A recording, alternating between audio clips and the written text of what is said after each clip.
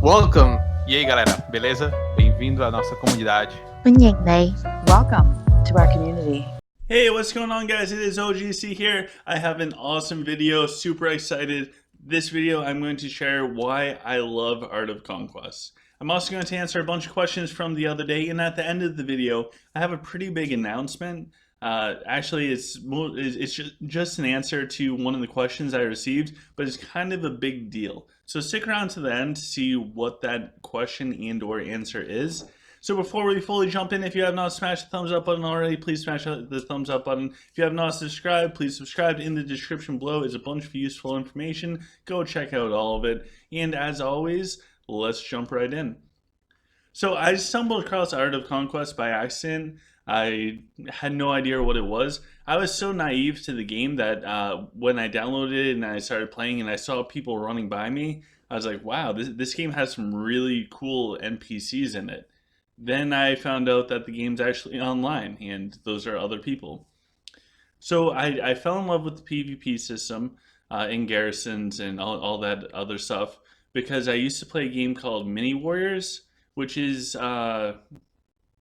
when it comes to setting up your formations is very similar. But imagine that we didn't have heroes. Imagine those heroes were part of the unit. So like Virion would be inside of a sword squad, or things like that, and that is pretty much Mini Warriors. What really made me appreciate Art of Conquest was the real time PvP. So in Mini Warriors, you could fight other people, but they wouldn't be present. It would be more or less like a Coliseum fight. And to go up against another opponent and have them fully at control of their army while you're fully in control of yours, that was an amazing thing. I love the heroes, the development that you get over time, leveling up your heroes, all of those new things that really change is tough, but getting artifacts, getting your dragons, watching the game kind of evolve as we play it, I do like. Even Chakra to some degree, I like Temple as well. So with all of that stuff, I did like some of the changes, and it was nice to see the game kind of progress. I'll be completely honest with you guys. The biggest thing that I like about this game is probably the people that I met through the game. So I would not have spent money on this game if I didn't have a reason to. If it's just personal development and I'm playing it as a solo player, then I wouldn't spend anything on it. Where I think that the beauty of this game is with the communities, whether it's a big community or a small community. So a house, if you're in a very small house, that I mean, there's something special about that. You'll have everyone's back. You'll do whatever. So I fell into a role where I tried to protect people in my house, and then that led me to spending because I had a desire to want to protect people. And yeah, so that's my story with it. But the people that I met, honestly, they're the reason why I keep playing it. To progress up in the game, I have the understanding. A lot of it's just waiting until I hit certain research tiers or wait for new troops to be awakened. Logically, I can walk myself through the vast majority of the game, not all of it. So the challenge isn't necessarily the game portion. The challenge for me now is people. And that's probably the hardest part about this game. The hardest part is not figuring out how to beat that void stage. The hardest part is starting a house and managing people. Man, whew, you can learn some life skills from that. But anyways, I started playing because I love the game. I love the mechanics. I love the idea. I kept playing because I love the relationships with the people that I formed while I started playing. Whether that's from my original house where I am now, the people in the house, like this channel, none of this would exist without like Dupius pushing me to actually do it, and then sending me stuff to get started, or I, I would never have accepted leadership roles or anything like that if Jenka didn't wasn't so annoying. Um, I wouldn't have stayed up nights on nights on nights and lost so much sleep defending cities and trying to get them if Tyrion, Bran, Monica Kim, Polak, if all of my friends, Philly D, if all of my friends weren't there with me. If it was just me, I would have gone to bed. But I couldn't go to sleep because I had my friends. And I think that's the most beautiful part about this game. Now I've gotten to meet even more new friends, and it's so cool, guys, to be able to even talk to somebody like AHS. That makes everything for me. To be able to work with Toby or Mike G or Strapped Corn, man, it's pretty cool. And then to be involved in, lucky enough to be in a good house, that also adds on a whole nother element of the game. Because if you feel like you're alone in the game, it's very boring. It's very easy to lose interest. If you feel a part of, if you feel like you're wanted, then you will stick around in the games, and it's a lot of fun. So Chip and Chan actually do an amazing job at that.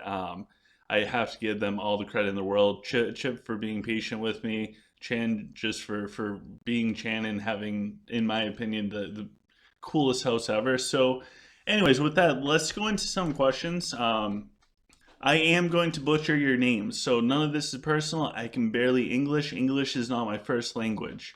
I'm not proficient with it. The only language that I am proficient with is sarcasm.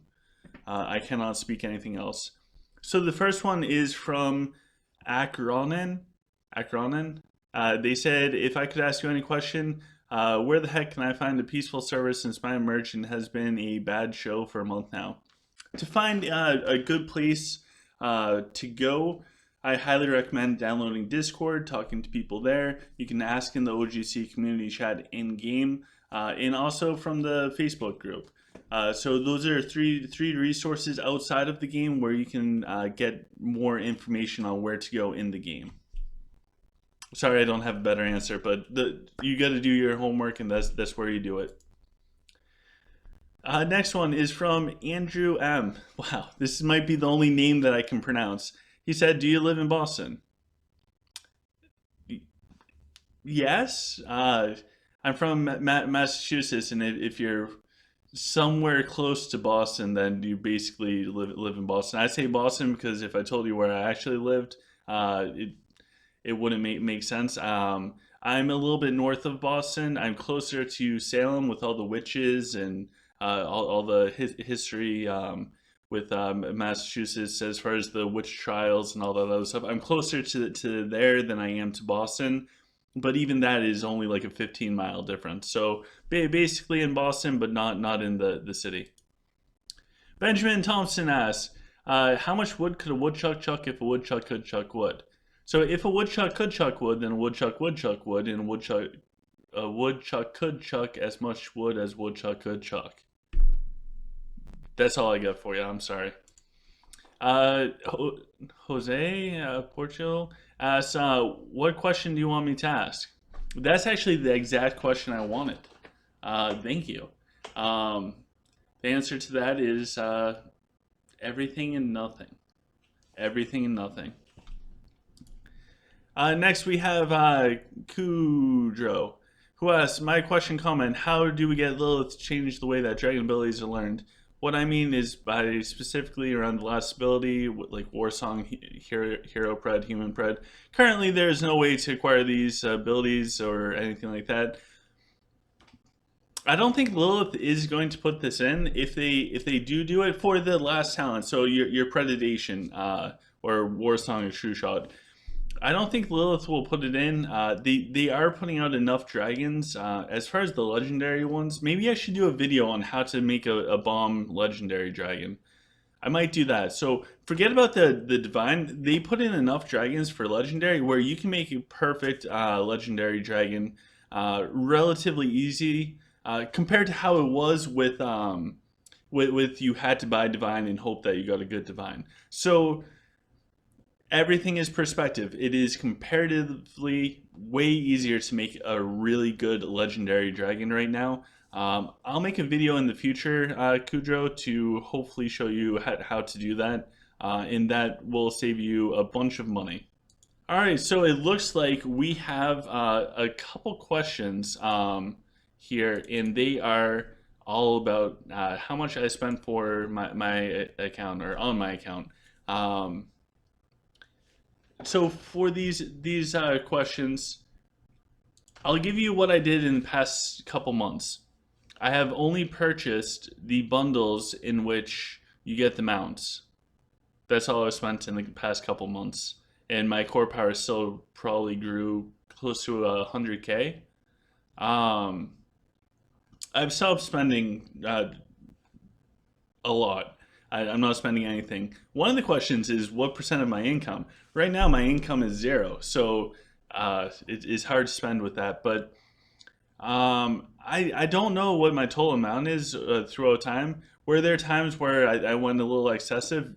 Yeah. Before recasting was in, I really wanted a red Bloodthorn rapier. And when that came in the Lucky Wheel, I remember I spent way too much. I got the sword. I regretted it as soon as I got it. And I was like, that was stupid to spend a few $100s for this. And then a few weeks later, recasting came out. And after that, I was like, you know what?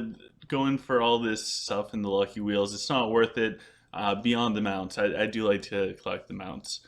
So, yeah, I've spent too much. If I could do it all over again, I would not spend anything. I still do the subscription, the Patreon. I have the lifetime Patreon. I think all of that stuff is really good purchases. But as far as just dumping a bunch of money in, once you hit certain things like a +4 or +5 temple, you really don't need to go much further in a temple unless you're willing to put out thousands of dollars, which I'm not. I'm not willing to do that. So once you hit certain thresholds, then you can really scale back. I only care about two different troop types for chakra, so neither one's at 15, but yeah. So once I get 13 in both of those, which I already have, there's no incentive for me to keep purchasing. So past couple months, all I got was the stuff with the mounts in it. That's it with the subscription and Patreon. And the last question is Mike J asks, would you ever make a OGC house for all your fans to play in? Yeah, actually, absolutely. Someday, once Drake is over and server transfers are online, I'll have more information about it. But I will have I'll be working with hopefully some people, Chan and Chip, and hopefully be able to have a small house that's a part of a bigger house and invite people to come, including my own house on 1188. That is the goal. That is the plan. It would not be my house. So it would not be an OGC house. It would be a part of. No different, no better, no worse, completely equal, and a part of a bigger house community, if that makes sense. That is a goal of mine, something that I would love to do. There's got to be some things that fall into place for that to happen, and server transfers have to be allowed. That is my goal. I would love to do that and kind of bring a bunch of people together and have fun. Because again, rewind like 7 minutes, and this game's all about the people that you play with. So I do want to do this. I'm in talks with it all, and yeah, hopefully this could become a reality. It would not be my house. It would not be. It would not be the OGC brand. If I go about this and everything works out, we would be a part of another host network and alliance system. So it would be relatively safe, but we would be a part of, as opposed to being our own separate thing, which I think is huge because otherwise we're kind of just putting a giant target on our back. And there's some amazing people out there, amazing people. The best thing that I did, and my house is going to hate me for this, is by server transferring down and joining up with Chip and Chan. Best thing I ever did. First, it made it so that my Drake was much more fun, but the between the people that I've met there and the relationships I built up, it's made my gameplay experience so much better. I look forward to logging on. There's stuff to do. There's people to see. There's war, but you also feel protected at the same time. So I can go out in PvP all day long, but I'm not worried about waking up in the capital. So there's something about that type of peace of mind. It's I'm super happy about all of that, and I want to share that with my own friends in our house on 1188. I'm hoping that they're on board. And if ultimately it's not up to me, it's up to other people. And if they open up the doors for fans to come on down, then yeah, why not? Why not make an awesome community? So with that, guys, please like, share, subscribe in the comment section below. Tell me how awesome Chip and Chan is. And we'll talk to you guys soon. Take care, guys.